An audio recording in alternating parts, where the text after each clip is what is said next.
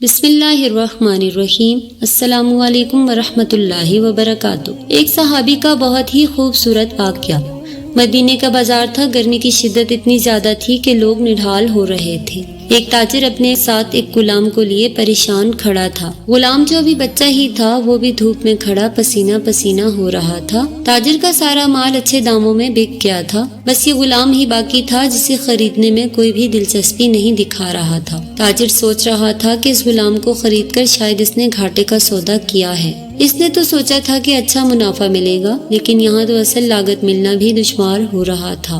اس نے سوچ لیا تھا کہ اب اگر یہ غلام پوری قیمت پر بھی بکا تو وہ بھی اسے فوراً بیچ دے گا۔ مدینہ کی ایک لڑکی کی اس غلام پر نظر پڑی تو اس نے تاجر سے پوچھا، یہ غلام کتنے کا بیچو گے؟ تاجر نے کہا، میں نے اتنے میں لیا ہے اور اتنے کا ہی دوں گا۔ اس لڑکی نے بچے پر ترس کھاتے ہوئے اسے خرید لی۔ تاجر نے بھی خدا کا شکر ادا کیا، واپسی کی راہ لی۔ مکے سے ابو حذیفہ مدینہ آئے تو انہوں نے بھی اس لڑکی کا قصہ معلوم کیا۔ لڑکی کی رحم دلی سے متاثر ہو کر انہوں نے اس کے لیے نکاح کا پیغام بھیجا جو قبول کر لیا گیا۔ یوں واپسی پر وہ لڑکی، جس کا نام سبیتا بنت یعار تھا، ان کی بیوی بن کر ان کے ہمراہ تھی، اور وہ غلام بھی مالکن کے ساتھ مکہ پہنچ گیا۔ ابو حذیفہ مکہ آ کر اپنے پرانے دوست عثمان بن عفان سے ملے تو انہیں کچھ بدلا ہوا پایا اور ان کے رویے میں سرد مہری محسوس کی۔ انہوں نے اپنے دوست سے استفسار کیا کہ عثمان یہ سرد مہری کیوں؟ تو عثمان بن عفان نے جواب دیا کہ میں نے اسلام قبول کر لیا ہے اور تم ابھی تک مسلمان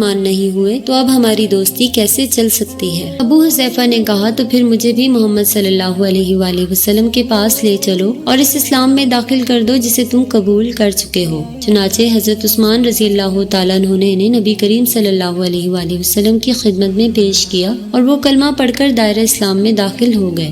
گھر آ کر انہوں نے اپنی بیوی اور غلام کو اپنے مسلمان ہونے کا بتایا تو ان دونوں نے بھی کلمہ پڑھ لیا۔ سبحان اللہ۔ حضرت ابو حذیفہ رضی اللہ تعالیٰ عنہ نے اس غلام سے کہا کہ چونکہ تم بھی مسلمان ہو گئے ہو، اسی لیے اب میں تمہیں غلام نہیں رکھ سکتا، لہٰذا میری طرف سے اب تم آزاد ہو۔ غلام نے کہا، آقا میرا اب اس دنیا میں آپ دونوں کے سوا کوئی نہیں ہے، آپ نے مجھے آزاد کر دیا تو میں کہاں جاؤں گا؟ حضرت ابو حذیفہ رضی اللہ تعالیٰ عنہ نے اس غلام کو اپنا بیٹا بنا لیا اور اپنے پاس ہی رکھ لیا۔ غلام نے قرآن سیکھنا شروع کر دیا اور کچھ ہی دنوں میں بہت سا قرآن یاد کر لیا، اور وہ جب قرآن پڑھتے تو بہت خوبصورت لہجے میں پڑھتے۔ ہجرت کے وقت نبی کریم صلی اللہ علیہ وآلہ وسلم سے پہلے جن صحابہ نے مدینہ کی طرف ہجرت کی، ان میں حضرت عمر رضی اللہ تعالیٰ عنہ کے ساتھ حضرت ابو حذیفہ رضی اللہ تعالیٰ عنہ اور ان کا یہ لے پالک بیٹا بھی تھا۔ مدینہ پہنچ کر جب نماز کے لیے امام مقرر کرنے کا وقت آیا تو اس غلام کی خوبصورت تلاوت اور سب سے زیادہ قرآن حفظ ہونے کی وجہ سے انہیں امام چن لیا گیا، اور ان کی امامت میں حضرت عمر رضی اللہ تعالیٰ عنہ جیسے جلیل القدر صحابی بھی نماز ادا کرتے تھے۔ مدینہ کے یہودیوں نے جب انہیں امامت کرواتے دیکھا تو حیران ہو گئے کہ یہ وہی غلام ہے جسے کوئی خریدنے کے لیے تیار نہ تھا۔